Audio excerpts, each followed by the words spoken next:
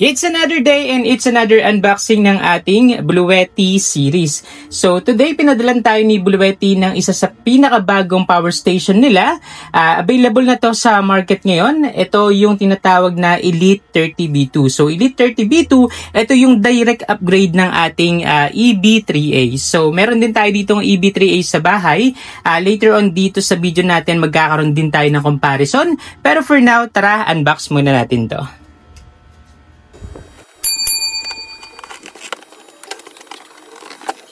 Yan. So, kung makikita nyo, no, ito yung ating Elite 30B2. Ayan, ang ganda ng box niya.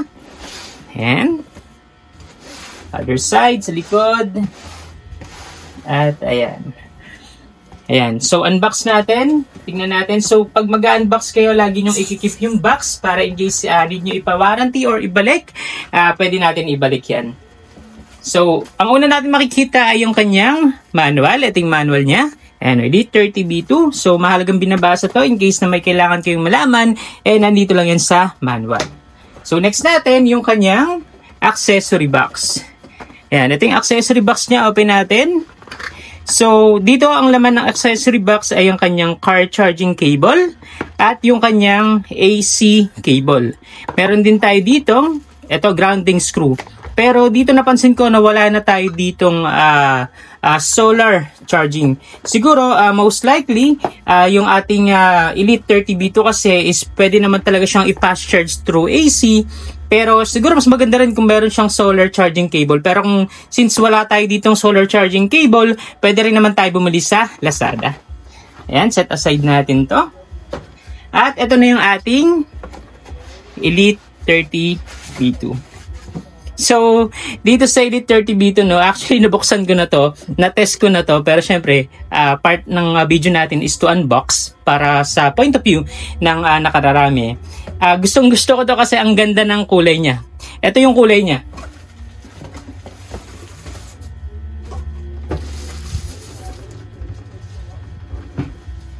Ayan, kung makikita nyo, no, this is a pastel green ba tawag dito? Pero ayun siya, medyo light green siya at napakaganda ng kulay niya. So among sa lahat ng Bluetti, kasi Bluetti standard naman gray and dark gray or black. Pero dito, no, ang ganda ng kulay talaga, as in.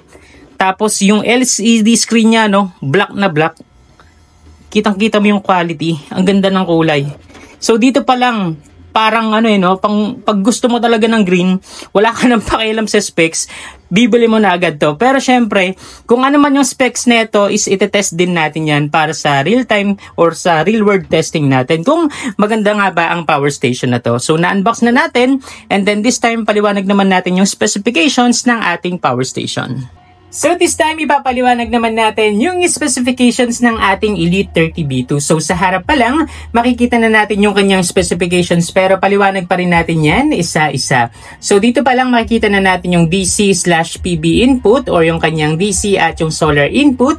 Meron tayo ditong 12 volts to 28 volts, 10 ampere or maximum na 200 watts. Ayan yung para sa kanyang solar. Meron din tayo ditong DC output. That is cigarette lighter port. Ito po yan, yung sa loob.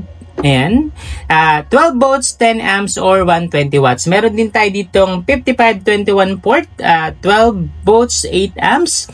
Andito na rin yung kanyang buttons. Meron tayong tatlong buttons dito. DC, ito yung power at ito yung AC. So kapag kailangan natin i-power up yung mga DC or kailangan natin i-activate yung kanyang DC output, i-click lang natin tong DC. At yung kanyang AC output, i-click lang natin tong AC. So malalaman mo kapag activated na yan or kapag gumagana na tong mga to is kapag may mga ilaw na po. Ito, ayan. So tanggalin lang muna natin yan. Ayan. So, sa LED screen din, makikita na natin yung kanyang power lifting icon. Ayan yun, yung parang muscle. At yung kanyang turbo mode na charging icon. Ayan yun, yung parang Superman. So, dito pa rin makikita na natin yung input watts at saka yung kanyang output watts. Yung input watts yun yung pumapasok na kuryente, yung output yan yung lumalabas. Makikita rin natin dito yung kanyang Wi-Fi icon kasi itong ating Elite 30B2 is meron siyang features na pwede mo siyang i-connect either via Bluetooth or via Wi-Fi. So, napakaganda nun kasi kung via Wi-Fi naman to, kahit saan ka sa mundo, pwede mong i-monitor, pwede mong i-remote access itong ating Elite 30 B2. And yung logo ng kanyang Wi-Fi. Sa gitna naman yung kanyang percentage kung ilang charge or ilan pa yung battery charge niya. At dito sa baba yung kanyang hour para malaman mo kung gaano na lang itatagal ng battery percentage ng iyong Elite 30 B2. So dito makikita nyo meron tayong 600 watts. Ayun yung kanyang power and 288 watt hour. Yan yun naman yung kanyang battery capacity. So aside from that, meron tayo ditong USB-C 140 watts na yan. So napakaganda niyan kasi kung meron kang mga high-end na equipment na kailangan ng 140 watts na USB-C, like for example laptop or yung mga drone mo, kayang-kaya niyan neto. Meron din tayo ditong dalawang USB-A na 15 watts at meron din tayo ditong USB-C na 100 watts.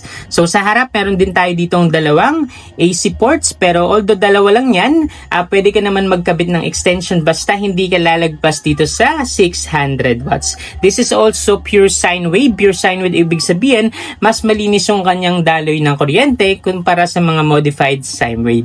So ipapaliwanag ko in the future videos yung pinagkaiba ng pure sine wave at saka yung mga modified sine wave. So, dito naman sa gilid, yung kanyang fan. Tapos, ito yung kanyang AC or yung kanyang charging input. Diyan mo isasaksak yung AC charging cable. Ayan, ito yung kanyang grounding screw. So, sa likod naman, wala naman tayong makikita dyan yung ating specifications. Ayan. So, dito naman sa gilid ulit is yung kanyang fan lang ulit. So, sa top wala na tayo ditong wireless charging, pero okay lang yun kasi kapag pag nilagyan pa nila ng wireless charging, mas mahal pa yung maging presyo nito. So, yung bigat nga pala nito, ayan, yung bigat nito is 4.3 kg, so sobrang gaan lang niya. At yung kanyang sukat ay, ayan, yung sukat niya is 9.5. 9.5. Parang 9.5 by and 6.5. Tapos yung kanyang depth. Yung depth niya ay nasa 7. Yan, ayun po yung sukat niya. So, ayun yung specifications ng ating Elite 30 B2. Actually, meron pang iba't ibang specifications niyan. Katulad yung sa kanyang internal, meron siyang UPS na 10 milliseconds lang yung kanyang bilis ng switch over. Napakaganda nun. This is also using a LiPo battery compared sa mga lithium na battery na sumasabog. Yung LiPo is much more safer and meron din tong 3,000 cycles ng kanyang battery. So, napakaganda po nun at napakatagal nang itatagal natin sa ating power station na to. Meron din tong 5 years warranty at 30 decibels lang yung kanyang noise. So, napakatahimik nito. Sobrang ganda nito para sa mga nagka-camping or kung gusto mo lang siyang gamitin as your backup power sa bahay. So, since na-discuss na natin yung specifications ng ating Elite 30 B2, iti-test natin kung maganda nga ba talaga yung power station na to. Tara, test tayo. So this time, capacity test naman tayo ng ating Elite 30. Yung ating Elite 30 is meron siyang 288 watt hour. At syempre yung power niya is nasa 600 watts. Yung ating rice cooker po is nasa 500 watts yung kanyang power. So dapat kayang-kaya ng ating Elite 30. So ang gagawin natin is magluluto lang tayo. At syempre habang nagluluto tayo, kunin na rin natin yung capacity na makukuha natin sa ating Elite 30. So on na natin yung AC.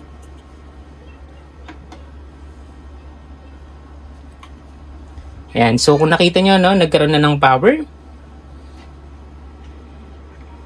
So, baba na natin to para mag-on. So, ayan, meron na siyang output power. 450 yung kanyang nilalabas. So, makikita natin dito sa watt meter kung gaano laki yung watt hour na makukuha natin. So, this time, i-timelapse na lang muna natin.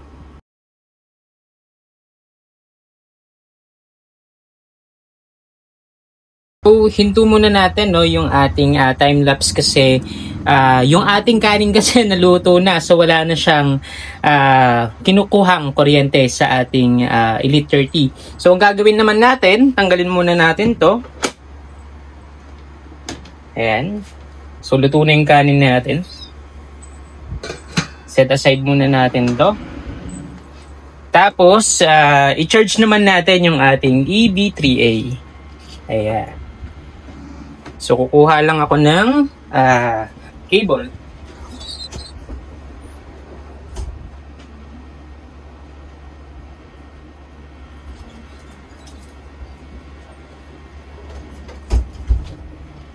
So, cable natin, charge natin.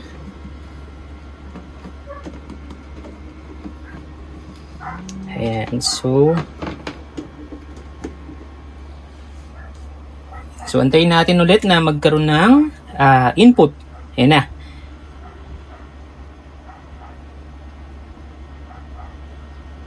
Ayan, so ang gagawin na lang natin ulit, mag-timelapse na lang ulit tayo.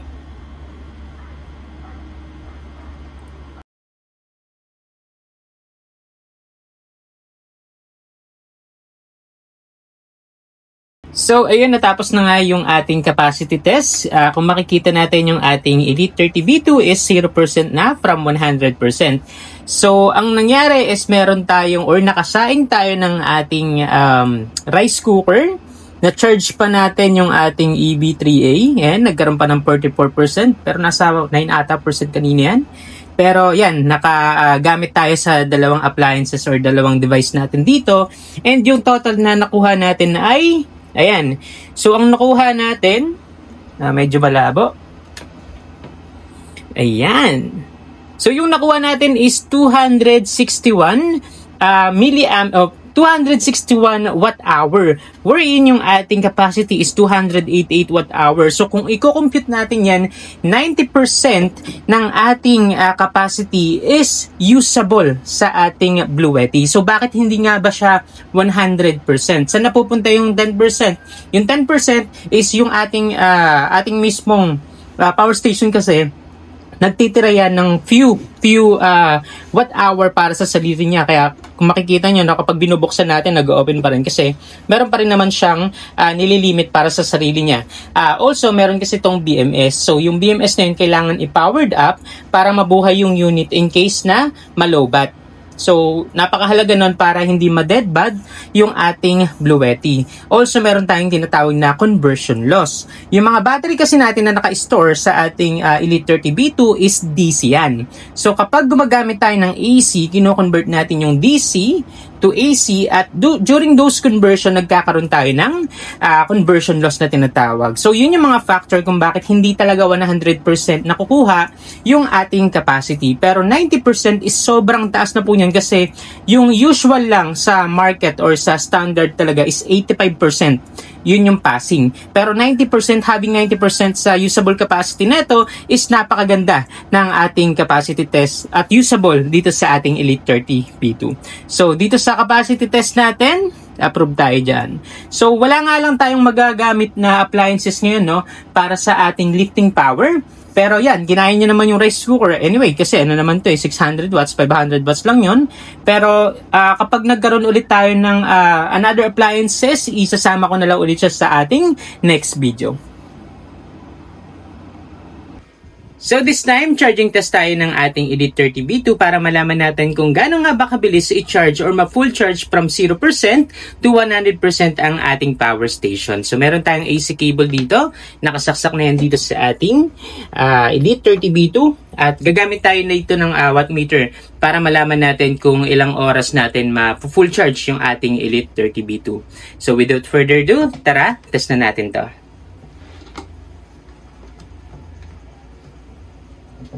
Ayan, so nag-automatic naman siyang nag-open. Ayan. So nagkaroon na tayo ng clicking sounds. Ibig sabihin na-detect niya na yung kuryente. Nakaka-input na tayo dito ng around 378, 379, ayan, 380. So yung ating charging mode is naka-turbo mode po tayo for today. And 381.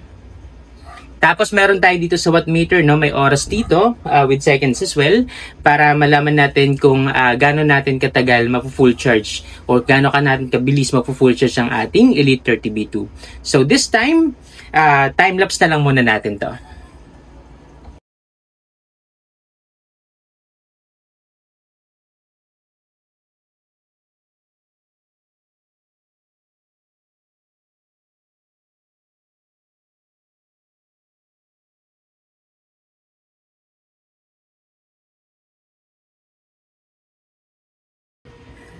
So natapos na nga yung ating charging test para sa ating Elite 30B2 at tignan na natin kung gaano natin kabilis na i-charge yung ating power station from 0 to 100%. So kunin muna natin to. Yan. Eto po. Oops, nawala. Saksak lang natin saglit.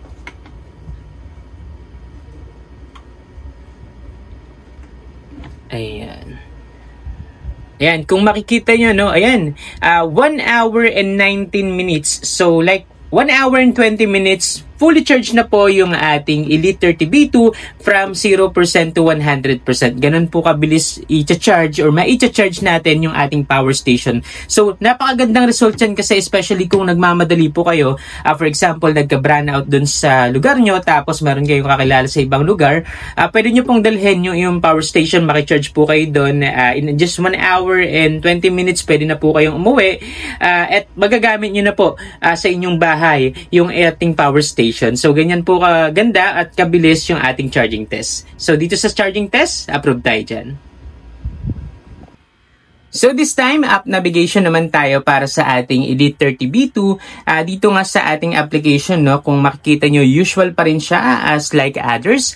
Pero ipapaliwanag ko pa rin sa inyo siya isa-isa. So una, dito natin makikita yung ating connectivity. So kung makikita nyo, no, meron siya ditong cloud kasi that is connected via Wi-Fi. So ito, makikita nyo rin dito sa ating mismong LED screen ng ating Elite 30B2. May Wi-Fi siya kasi nga itong ating Elite 30B2 is via Wi-Fi at via Bluetooth. So this time, via Wi-Fi tayo, makikita na natin both sides yan. Next naman natin is yung kanyang PB input. Yung PB input, dito yung pumapasok sa solar or sa inyong car charging. Dito naman sa kabila is yung kanyang grid input. Kapag mag-charge tayo via AC or sa ating Meralco. Sa baba naman natin, yan yung AC discharge or kapag meron tayong sinasaksak dito, dito natin makikita kung gaano kalaki yung watt na kinukuha niya sa ating power station. Sa kabila naman yung ating DC. Kapag nagsasaksak tayo sa USB-C, sa ating cigarette lighter port, sa USB-A, sa barrel port, dito natin siya makikita. Next natin is itong kanyang percentage. So percentage meron dito at meron din dito sa ating application. So meron din tayong option dito para patayin yung ating power station. Ayan. Pero di muna natin papatayin yan kasi ginagamit pa natin. No? Later on, tatry din natin yan. Next natin, may option din tayo dito para i-on or off yung ating AC. Kasi for example, malayo kayo, gusto nyo i-on. On natin dito. Try natin. Ayan. So kung makikita nyo, no, nag-on sa ating mismong power station. So next natin yung ating DC. Ayan. Kung nakita nyo, nag-on din yung ating DC. So off natin muna parehas.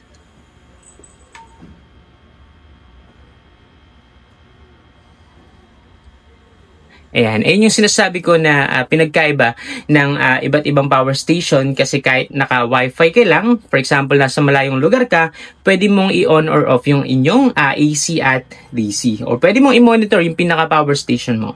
Next naman natin is yung time remaining. For example, meron kang load or may mga nakasaksak ka sa iyong power station, makikita mo dito kung gaano katagal yung itatagal ng iyong power station. Meron tayong energy statistics at PV generation. Yung mga PV generation, for example, sinaksak mo siya sa solar, makikita mo dito kung ilang kilowatt yung na-harvest mo na in total. Ayan. So, next tayo na meron tayo ditong settings. Dito makikita mo rin yung icon, no? Ito, yung icon ng kanyang turbocharging. Dito also sa ating screen, makikita rin natin yan. So, next natin sa settings. Ayan. So, sa settings, makikita natin dito yung ito, working mode. Working mode, pwede kang mamili kung standard, PV priority, time control, UPS. So, isa ito sa pinaka-edge ng iba't ibang power station or sa ibang power station kasi hindi lang siya standard UPS. Meron siyang PV priority UPS. Ibig sabihin, pwede siyang mag-act as a automatic transfer switch. Ayan, try natin i-switch dito. Ayan. Ayun o. Ibig sabihin, for example, may nakaset tayo na 20% pero pwede mo siyang iset sa anong gusto mo. And kapag sinaksak mo to, itong power station mo sa grid at nasa 21% ang sinet mo dito, 39 pa to, hindi to mag-charge. Kasi ibig sabihin, yung battery is ilolobat niya muna. Ita-transfer niya muna dun sa load mo. Once na na-reach niya na yung 21%, papass through niya yung load na kukuhanin sa ating AC. Hindi na tayo gagamit ng pinaka-battery nito. Once na nag-21%, magdadirect tayo dun sa mismong grid natin. So, yun yung tinatawag na automatic transfer switch. Yung isa ito sa mga feature ng ating Elite 30B2. Mostly ginagamit siya ng ating mga nagsusolar. So, napakagandang feature po niyan. So, balik muna natin. Magkakaroon tayo ng ng separate video para mas maintindihan nyo pa lalo na sa mga nagsosolar. Ayan, meron tayo ditong charging mode. Pwede kang mamili kung standard, kung silent. Ayan, makikita mo magbabago yung kanyang icon din dyan. At pwede rin natin gawin siyang turbo. Yung turbo yun yung pinakamabilis, pero kung di ka nagmamadali, pwede mong standard or silent lang yan. Ito rin yung power lifting niya. Ayan, power lifting. Power lifting para lang to sa mga umiinit na appliances. Makikita nyo yung icon dito. Ayan, pwede nyo i-on or off. Kasi yung power lifting nito is meron tayong 1,500 watts wherein yun nga, since 600 watts lang to pero may electric kettle ka, meron kang mga rice cooker na lalagpas sa 600 watts pero within 1,500 pwede mo siyang i-on para magamit mo yung iyong power station dun sa mga appliances na yun. Ayan, meron din tayo ditong eco mode. Ayan, pwede mong i-on or off. Meron tayo ditong screen timeout. Kung gusto mong mamatay yung screen, 30 seconds, 1 minute, 5 minutes, or never. Ayan, sa advanced settings, meron tayo ditong DC input source. Kung gusto mong via solar yung input ng DC niya, ito yung DC, or via car. Ayan, meron din tayo ditong AC frequency, pwede kang mamili kung 50 Hz or 60 Hz. Pero standard natin is lagi tayong 60 Hz. Kasi kapag 50 Hz tayo, hindi siya good sa mga motorized equipment natin. So standard tayo 60 Hz. So meron tayo ditong system switch recovery. So kapag enable to, for example, naka-on yung DC or AC-DC, naka-on parehas, tapos na-lobat to, once na nag-charge ulit siya, mare-restore niya kung anong current settings mo. Naka-on pa rin tong dalawang to. So yun yung system switch recovery mode. Yung grid self-adaptation naman is, for example, nakatira kayo sa mga remote areas na hindi Meralco, kahit Meralco rin kasi minsan nagpapalactuate yung voltage ni Meralco, pwede nyo itong i-on para hindi masisira yung ating Elite 30B2 kapag nag-charge tayo by AC kasi ino-normalize niya yung pasok ng kuryente. Ayan, so meron din tayo ditong factory reset. Pwede nyo i-factory reset yung ating power station para kung meron kayong nakalimutan na baguhin sa settings, pwede nyo siyang i-factory reset. So ayun yung pinaka-overview ng ating applications. Technically, napakaganda ng applications kasi pwede mo siyang i-manage kahit saan ka sa mundo basta connected ka sa kanyang Wi-Fi. So this time, i-compare naman natin yung dalawang power station ni Bluetti, which is yung EB3A at yung ating Elite 30B2. Yung ating Elite 30B2 siya yung direct upgrade ng ating Elite 30 kasi ito yung unang-unang labas na EB3A or power station ni Bluetti, and then ito na yung upgraded version naman niya. So tingnan natin yung pagkakaiba nila at pagkakapareho nilang dalawa. So dun muna tayo sa pagkakapareho nilang dalawa. So sa pagkakapareho nilang dalawa, meron tayo dito solar input. Yung solar input natin is maximum of 200 watts. Ayan, 200 watts din to. And then yung car input naman niya is 24 volts. Meron din tayong 12 volts. Parehas yung ating car input dyan. Next natin is yung dual charging. Yung dual charging, both of them are supported ng dual charging. And then yung outlet naman niya is dalawa rin. Ayan, yung AC outlet. At yung kanyang max power is 600 watts. Ayan, both of them are 600 watts. Both of them, yung inverter type niya na rin is also pure sine wave. Ibig sabihin, mas malinis na yung labas ng kuryente sa ating power station. Next naman natin yung USB-A. Yung USB-A natin, dalawa na meron tayong 15 watts.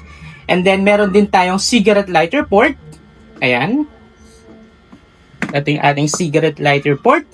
And then sa mobile applications naman, both of them are pwede sa ating Bluetooth application. Ayan. So next natin yung pass-through charging. Yung pass-through charging, ibig sabihin, habang nagcha-charge, habang may nakasaksak dito na load is nagcha-charge pa rin siya. Kumbaga, passing through, ibig sabihin from the grid, papunta dun sa load, and then charging. Ibig sabihin, nagpa-pass through dun sa load, and then nagcha-charge din ang ating power station. Yun po yung tinatawag na pass-through charging, which is both of them are also supported. Next natin is yung USB-C port. USB-C port, meron po tayo ditong USB-C port. Ito yan. 100 watts sila parehos. So, next naman natin yung kanilang pinagkaiba. So, dito natin malalaman kung ano nga ba yung para sa inyo na pinaka-fit kung anong pipiliin nyo dito sa dalawang to, no? So, dito muna tayo sa EB3A. So, sa EB3A, meron tayo ditong barrel port. Ito yung ating barrel port. Yung barrel port natin dito is 120 watts. So, the reason why pinagkaiba nito kasi meron din tong barrel port. Pero ito kasi, ang ating barrel port sa ating Elite 30B2, ayan, maximum lang po niyan is 60 watts. Ayan, kasi 12 volts, 8 amps. However, dito sa ating EB3A, 12 volts, ayan, 12 volts, 10 amps. Ibig sabihin, maximum na 120 watts yung pwede mong makuha dito sa ating barrel port. So, next naman natin dyan is yung ating wireless pad. Yung ating wireless pad, meron tayo dito sa ating EB3A. Ayan. However, dito sa ating Elite 30B2 is wala po tayong wireless pad. Ayan. So, next tayo, yung ating LED light. Ayan. Ito yung LED light natin sa ating Elite, sa ating EB3A. Ayan. Ayan ang ating LED light. However, dito sa ating Elite 30B2, wala po tayong LED light dito. Next naman natin yung price point. Yung price point, ibig sabihin yung kanyang presyo. Yung current price ng ating Elite 30B2 is 12,999 or 13,000. However, yung ating EB3A is mas mura sa, ibig sabihin nasa 12,100 yung current SRP niya. So, ayun yung pinagkaiba niya sa ating Elite 30B2. Yung ating Elite 30B2 naman, ang pinagkaiba niya sa ating EB3A is yung capacity. Yung capacity niya, 288 watt-hour na. However, dito sa ating EB3A, ang capacity nito is 268 watt-hour. Ibig sabihin, mas malaki ang capacity ng ating Elite 30B2. Next naman natin is yung life cycle niya. Yung life cycle kasi niya is 3,000 cycle na. Compare sa ating existing EB3A, this is a 2,500 life cycle. Next naman natin, yung kanyang USB-C. Yung USB-C, meron tayong 140 watts dito. Dito naman is, maximum lang natin is 100 watts. Aside from that, dalawa na kasi yung USB niya. Next naman natin, yung UPS niya. Yung UPS kasi nito ng EB3A is 20 milliseconds. However, dito sa ating Elite 30B2 is 10 milliseconds na siya. Ibig sabihin, mas mabilis yung takeover ng ating Elite 30B2. Next naman natin, yung ating Wi-Fi. Ito yung pinakapaborito natin kasi yung Wi-Fi, ibig sabihin, yung ating application, pwede mong i-connect si Elite 30B2 gamit yung Wi-Fi wherein pwede mo siyang i-manage kahit nasa ang lugar ka. So, pinaka-the best to para sa isang power station para hindi ka nangangamba kung na-on mo ba or na-off mo ba or naka-on ba yung mga AC or DC mo. Next naman natin is yung kanyang kilogram. Mas magaan ang ating Elite 30B2 kumpara sa ating EB3A. Next naman natin is yung warranty. Yung warranty natin is 3 years para sa Elite 30B2. However, dito sa ating EB3A is 2 years lang. So, ayun yung pinagkaiba nilang dalawa. kung ipo-pointing system nyo siya, mas mataas talaga yung points na makukuha nyo sa ating Elite 30B2. So this time, UPS test tayo para malaman natin kung makakaya ba ng ating Elite 30B2 i-take over yung mga load coming from the grid. So isa-simulate natin kung paano gumagana yung mga power outages. Meron tayo ditong modem, meron tayong flip pan, at nakakabit sila dito sa ating Elite 30B2. So yung ating Elite 30B2 is nakakonect currently or nakakabit siya sa ating Meralco. So para i-simulate yung mga power outages, tatanggalin lang natin itong pinaka main source ng power ng ating Elite 30B2 at dapat is both of them is gumagana pa rin. Kumbaga, automatic magsuswitch siya from the grid to the battery. So, test natin. So, try na natin in 3. Try na natin in 3, 2, 1. Ayan. Kung nakita nyo, no, wala na tayong input, pero nandito na yung output natin. Ibig sabihin, nag-switch over na yung ating load sa ating battery. So, technically, yung ating UPS, yes po, gumagana siya. So this time, final verdict tayo ng ating review para sa ating Bluetti Elite 30B2. Pero before ko i-answer yung tanong niyan, kung recommended ko nga ba siya sa inyo, balikan muna natin yung mga previous test results na ginawa natin kanina. So una, sa charging speed niya. Yung charging speed niya sobrang bilis in just 1 hour and 20 minutes and na full charge niya agad from 0 to 100%. So napakaganda ng feature na yan. Next natin yung capacity test. Meron tayong 288 watt-hour dito at 90% ng ating capacity is usable dito sa ating power station na yun. So napakalaki kasi yung standard na capacity na usually nagagamit sa mga power station is just 85%. Pero this Elite 30B2 can or were able to use 90% of its capacity. Next natin dyan yung Wi-Fi feature. Isa yan sa pinaka nagustuhan ko kasi hindi lahat ng power station is pwede mong i-access remotely nang nasa malayong lugar ka. At yung ating Wi-Fi nun is very useful kasi for your peace of mind kung na-on mo ba, kung na-off mo ba, makikita mo agad yung inyong